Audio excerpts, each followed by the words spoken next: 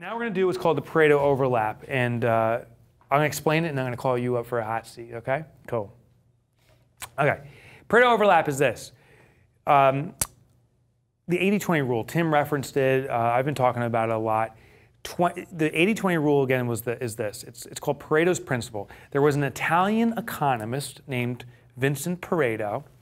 You can tell he's Italian because his name was Vincent. And he was asked by the King of Italy to study the wealth distribution of the Italian economy. Because what he realized, the king realized, is that a very small portion of the population of Italy dictated all the wealth. So Pareto went and investigated this, and sure enough, 20% of the Italian population dictates and controls 80% of the property and wealth in this country. Strange phenomena. So then he decided to study other countries, and he realized this distribution happened consistently, that 20% of the population dictated 80% of the wealth.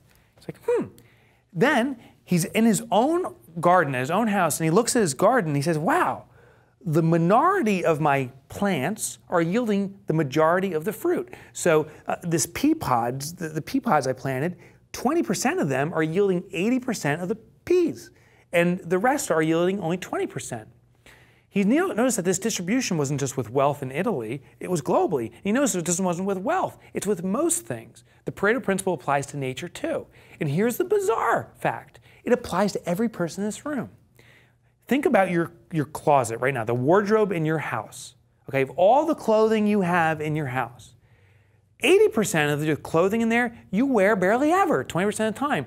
20% you wear almost all the time, which means statistically, you and you are likely wearing your favorite outfits right now. It's the 20, and I know you are because I saw you wear that last time. Totally. I slept in it. You slept in it. I mean, you're addicted to this. It's the 20-80 principle that the minority dictates the majority. So with our clients, 20% of our clients are yielding 80% of our revenue. 20% of our clients are the most profitable clients we have. Then we have the middle, and then the lowest 20% are yielding the least. So the most important clients to our business are usually up here. When we did that analysis for that cringe factor, we were looking for these folks up here that we like doing business with. But there's another component to this. It's the offering, the products we have or the services we deliver. Rick does speaking, but he also does consulting and so forth. The speaking, following the 80-20 rule, 20% of what Rick does is yielding 80% of his revenue. Maybe it's consulting, I suspect it's speaking, but who knows? Maybe it will become that way, but 20% of what Rick does yields the majority of his revenue.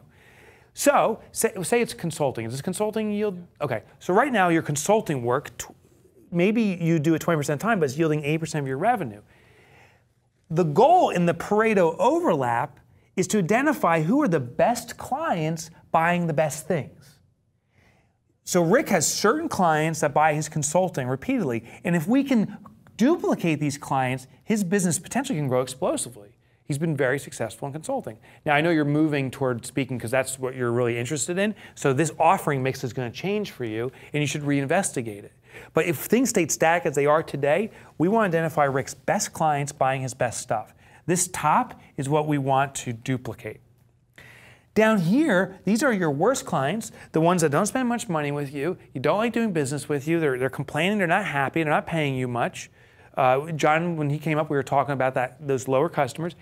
Buying your worst offering. If we go back to Kirsten's product breakdown, you had one product, they all sell for $22.50. You had one product that cost you $15. This is your lowest margin product. The question is, can you make this product go up here? Or if the product has to cost that much, that's maybe not a good product to carry. And you may have bad customers buying bad products, customers that complain and pay you very little and buy stuff that don't make you money. These are the people we need to slough off. And when we get rid of this stuff, the really bad products and the really bad customers, it gives us the most important tool or asset we all can have, which is time. It gives us our time back to focus on these folks. And it's not just the time we spend delivering this product and service, it's the emotional weight too.